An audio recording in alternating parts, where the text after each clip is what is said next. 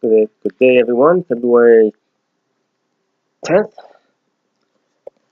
2018. Hope everybody's doing well. Couple old messages again, and then some things I'm going to speak of in Psalms. And Psalms is a very, very important Old Testament book, along with Jeremiah, Isaiah, Ezekiel, Proverbs, and Ecclesiastes. Most of the rest, stuff before Psalms, is more of historical nature, but still important things in there can be ascertained or learned from there. Now this will be number 196, February 20th, 2011.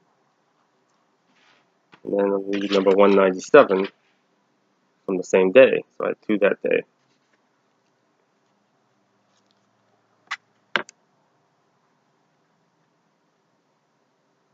Repository of the soul, that which makes us whole, interspersed with earthly desire, held so dear all we admire. All pales in comparison to what awaits, beyond the haze so soon abates. Journey's end lies but a while, path proceeds in single file. Pity fools who do persist in following falsehoods, me they resist. Guidance is there for them to follow, instead they believe in all that is hollow. I have given much to enjoy, this earthly gift for girl and boy. Fields of beauty covered the earth, mountains, valleys, lives full of mirth. Twisted, mutilated all has become, slipping away with much aplomb. Time of reckoning I must lay before mankind, regardless of those who implore. One out of many can swell the tide, temper the flow from which none can hide. I am coming, this you can be sure. And he's already returned. Light before me, so ever pure. Hearts shall be judged by those before, coming on words that silently bore. Ready your eyes, ears to the stone. Hear the approach, they come not alone. Saints and angels who follow those ahead, joined by those risen from the dead. All the faithful called to attest the failure of man, one last test. He who shows the value of man, who can reveal God's holy plan. My messenger sent through the ages, spirit grown in many stages. Now he's speaking of me and those like me. Hear his words, seeds of glory, tell the truth of the untold story. Gracious heart dwells inside, many pains it does abide. Earn the right to bear my mark, placed upon his beginning spark. Through you I speak to all who hear, and know they will, that I am near, which he is. And repository of the soul, that which makes a soul, of course, is the spark, the piece of him within us. And it's interspersed, it's interwoven, it's mixed in with earthly desire, which things we hold so dear, all we admire of this world. That all pales in comparison to what awaits beyond the haze, so soon abates, so soon goes away. Journey's end lies but a while, path proceeds in single file. It's continually going on, people in judgment line, those returning to light. Pity the fools who do persist in following the falsehoods. Me, Jesus, they resist.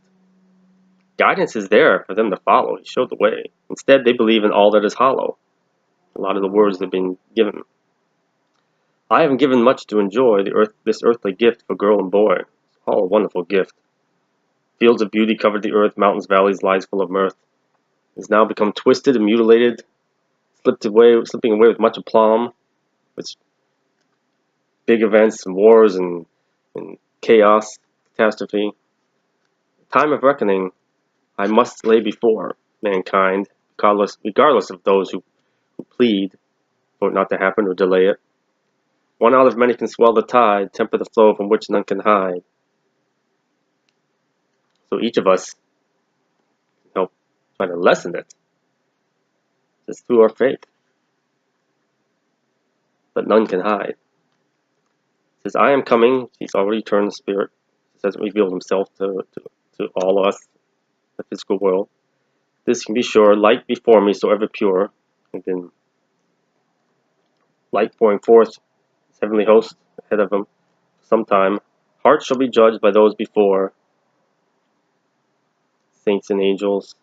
Peter, the main one, coming on words that silently bore. Ready your eyes, ears to the stone. I mean, pay attention, focus, listen, be on guard, be ready. Hear the approach, they come not alone. Saints and angels followed those ahead, which were all his servants that he sent ahead throughout time, joined by those risen from the dead, which occurred a number of years back. Those who were asleep in the earth. All the faithful called to attest the failure of man. One last test. And he who shows the value of man, who can reveal God's holy plan,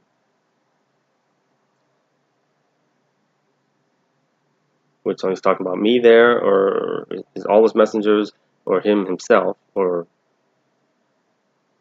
Michael, or Gabriel. My messenger sent through the ages, spirit grown in many stages. Or he who speaks to me, communicates through me, his messenger. Hear his words, deeds of glory, tell the truth of the untold story.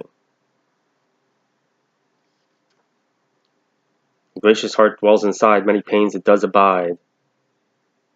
Earn the right to bear my mark, and all we who serve him carry his mark. Those who serve the devil carry the mark we all know on their heads, foreheads, so we're told. All those who serve Jesus carry his mark on our hearts, placed upon his beginning spark, right at the beginning of my journey. Through you or me, he shall speak to all who hear, and know they will that he is, or the I am, is near. Number 197 from the same day. First few lines is my spirit speaking, then he answers. Friends left behind once again, tears of heaven fall like rain. Once more sent to do that which takes me far from you. Lord of all who gave so much, Savior of mankind, our hearts you touch. Failed again another chance, shut off from the sacred dance. Then he speaks, cross bore me to the tomb, laid within earthly womb. Follow me, hear my call, hearts bound up behind the walls that we build, our own walls of Jericho. Seek not that which you possess, unimportant what you obsess. Look to the heavens inside of you. He said the kingdom of heaven resides inside of us all. All the life does obscure the view. Speak to me, for I am near, and I shall wipe away the tear. Walls of stone, panes of glass, speaking of churches, those who preach shall not pass. Look within and you will find what you seek, be not blind. Again, warning us about those who preach. Not saying they're all bad, but most of them are. Not necessarily evil, but they're either they were led astray, and then they in turn leading others astray. Some are truly false in heart, under the evil sway. Look within and you will find what you seek, be not blind. Open your hearts, hear my voice, words of man or mine, your choice. Trust in what you feel deep within. Well, he is, that peace of God. Trust, that's what you trust in. And all that is will be what's been. Golden light awakens, spirit soars. Love set free from hidden stores. Then you're free, free from that slavery of sin again, in darkness. I am the way, the path to glory. Alpha, Omega, untold story. Eyes to see, ears to hear me. Power within you all to set you free.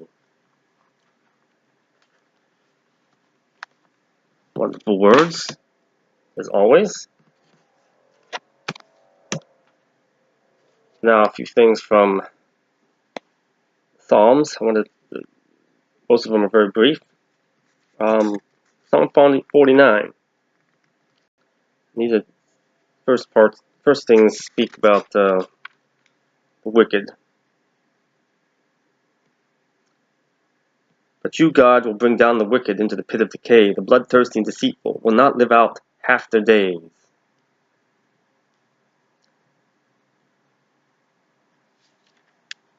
people who have wealth but lack understanding are like the beasts that perish.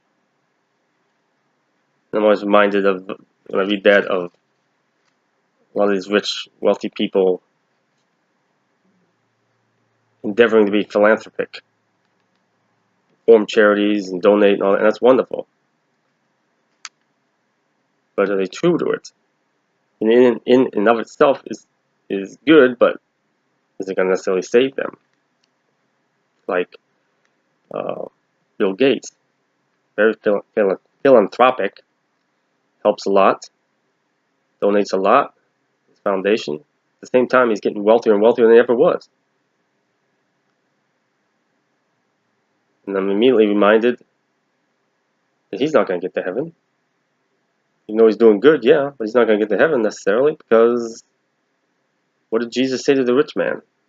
Lord, I donate, I help the poor, I tithe, I do this, I do that. What else must I do to get to heaven? Jesus looked him right in the eye and said, go home, sell all you own and possess, and give it to the poor, and follow me. The guy couldn't do it. Like, what? So, eye of a needle, eye of a needle. They're going to have to give it all away. They're not going to get in, no matter how much good they do. Consider this, you who forget God. I will tear you to pieces, with no one to rescue you.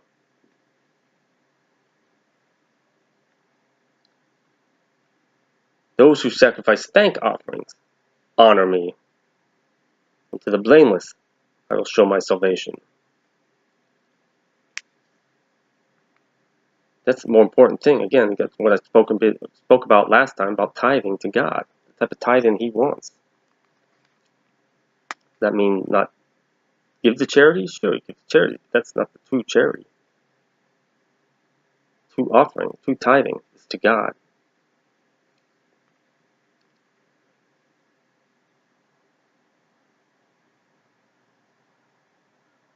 My sacrifice, O God, is a broken spirit, a broken and contrite heart. This you, God will not despise. So those are the things you want to focus on.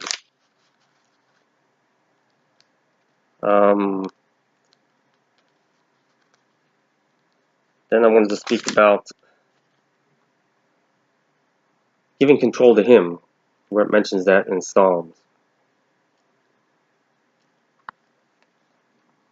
And it's hard to give control of Him because we're raised to be, I spoke on this before, we're raised to be independent.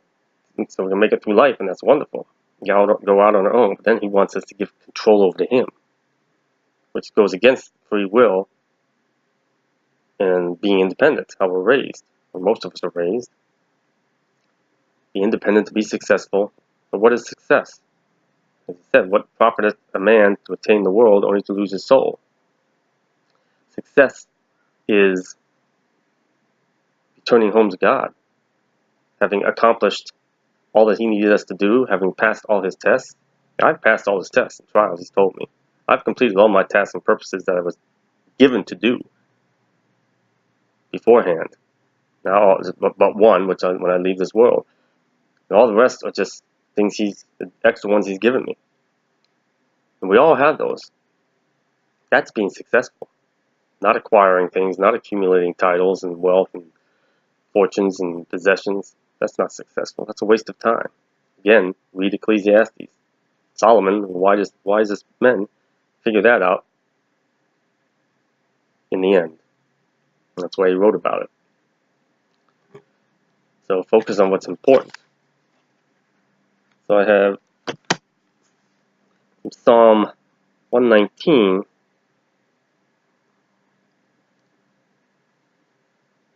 Keep me from deceitful ways, starting with 29. Keep me from deceitful ways, be gracious to me and teach me your law. I have chosen the way of faithfulness, I have set my heart on your laws. I hold fast to your statutes, Lord, do not let me be put to shame. I run in the path of your commands, for you have broadened my understanding. He has done all this for me, by giving Him control. Teach me, Lord, the way of your decrees, that I might follow it in the end. Give me understanding so that I may keep your law and obey it with all my heart. Finally, direct me in the path of your commands, for there I find delight. Psalm 119. Very important, and it's hard for us to do. It's hard to let go of that, to let go of control. It's like hanging on to something and trusting him to let go, for us to let go that he's going to catch us when we fall. That's hard to do, but it's required. It's required if you want to go and move forward and grow in his light and fulfill all he needs of you in this life.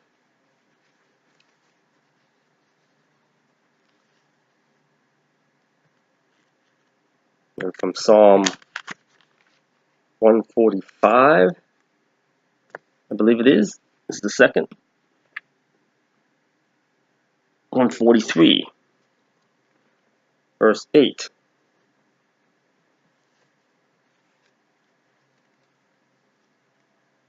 Let the morning bring me word of your unfailing love, for I put my trust in you.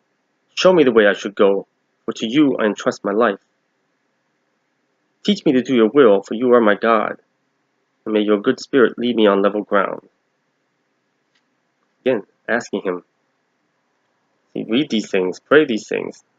Again, that's fulfilling tithing, and you're asking him for his help in letting go. Again, it is hard to do. I in no way do not acknowledge that. It was hard. It was very hard for me to do. But I can do it. Anybody can do it. And then finally, on that, Psalm 32, verse 8.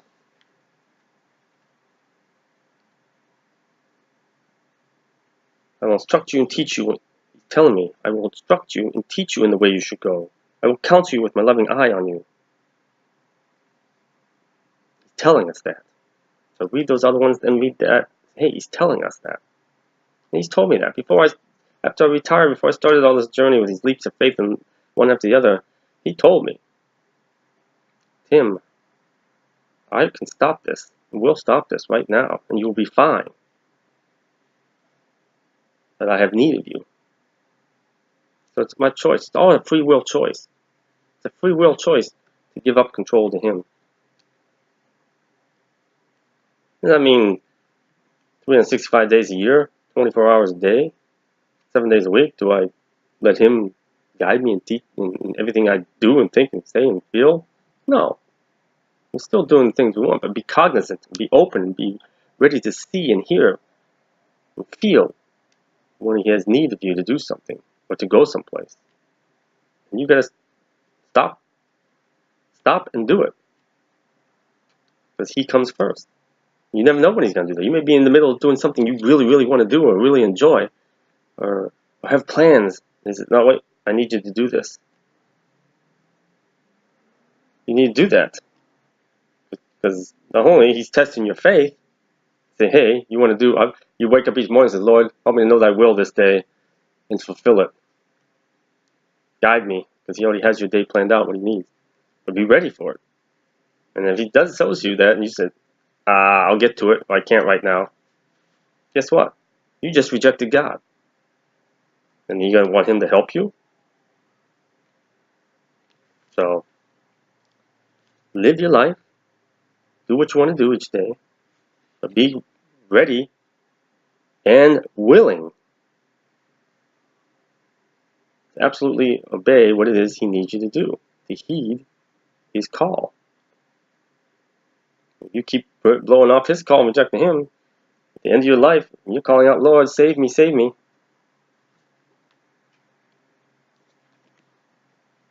Just like he did all those time of the flood, and throughout other times in history. Yes, he's God. He's above us, but he's a parent too. Don't be the little boy that cried wolf. Put God first and foremost, and then live your life as you want to live it. You can have the free will to live as you want, do what you want, but put his will first and foremost. And then everything will be fine in the end. And it is hard. And he knows everything.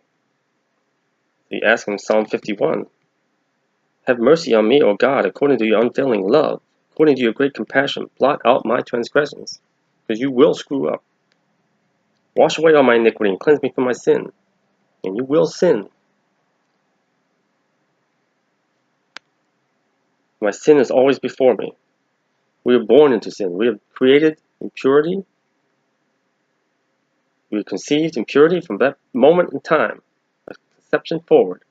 We are thrust into corruption and sin and exposed to it until we are returned, right before we return home, where we can enter into heaven. We can't enter into heaven with any sort of corruption on us.